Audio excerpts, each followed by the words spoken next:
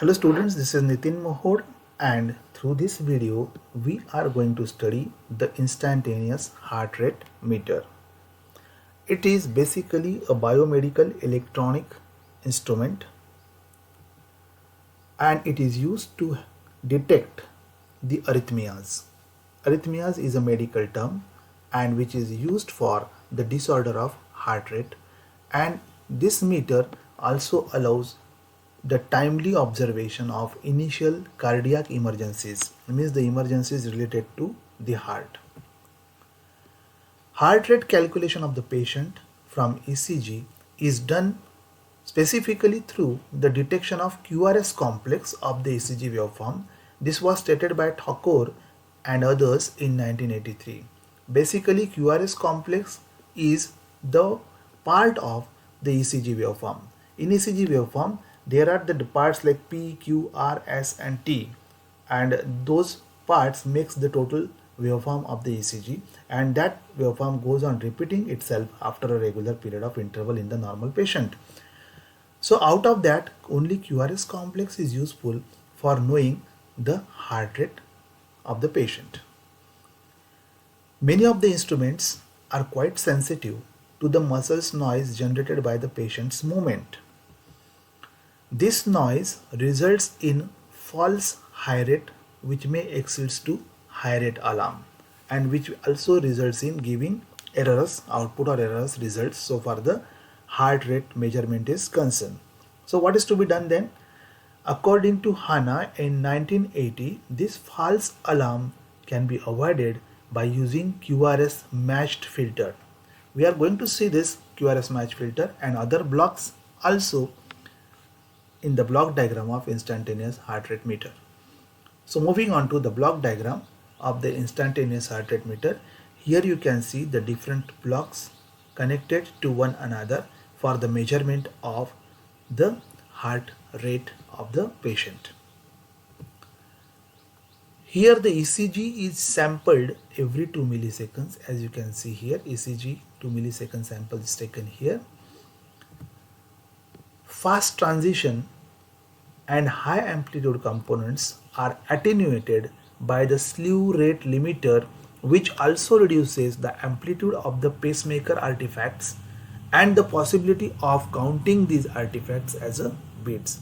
Many times what happens, there are the patients in which the pacemakers are implanted, and because of which there are the possibilities of counting these artifacts as a beats. So to avoid this slew rate limit averager is used here. Averaging two adjacent 2 millisecond samples results in a train of 4 millisecond sample. Unwanted high frequency component is removed using 30 Hz low pass filter, while DC offset with the signal is removed by 1.25 Hz high pass filter. So here you can see there are two filters provided, low pass filter and followed by it high pass filter.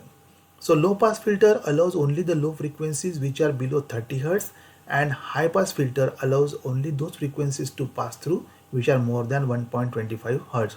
So we are getting the frequencies out of this high pass filter which are in the range of 1.25 Hz to 30 Hz.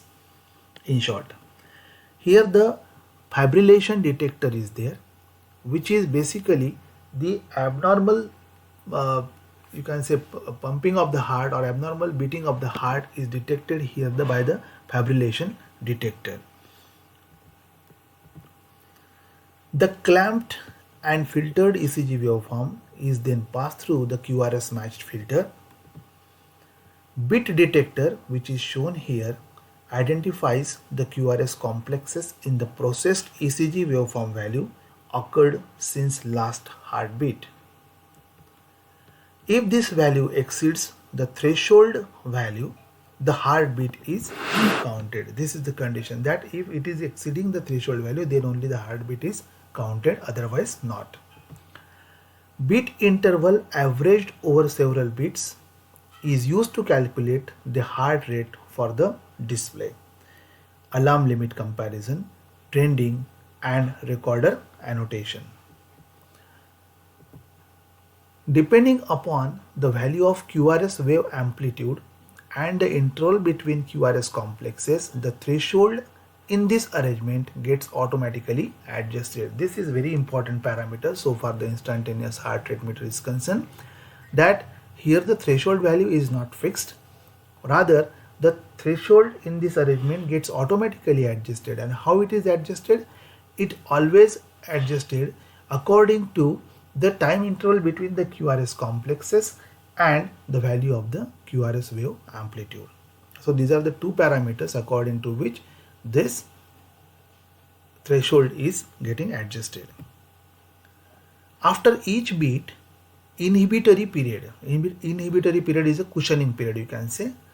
After each beat, inhibitory period of 200 milliseconds is introduced, during which no heartbeat is detected. This reduces the possibility of getting T wave counted. As I have already told you, there is a PQRST as a total waveform, ECG waveform. So after QRS complex, there appears T. So we don't require this T wave to be counted for measuring the beats, and therefore to avoid this T waveform from measuring, this inhibitory period of 2 milliseconds is introduced. The inhibitory period is kept varied as an inverse function of the high rate, and according to the rate of the beat heart rate, according to the heart rate, this inhibitory period goes on changing. So it is flexible. I hope the idea of the block diagram of instantaneous heart rate meter and its working and the measurement of the beat detection through it is clear to you. Thank you.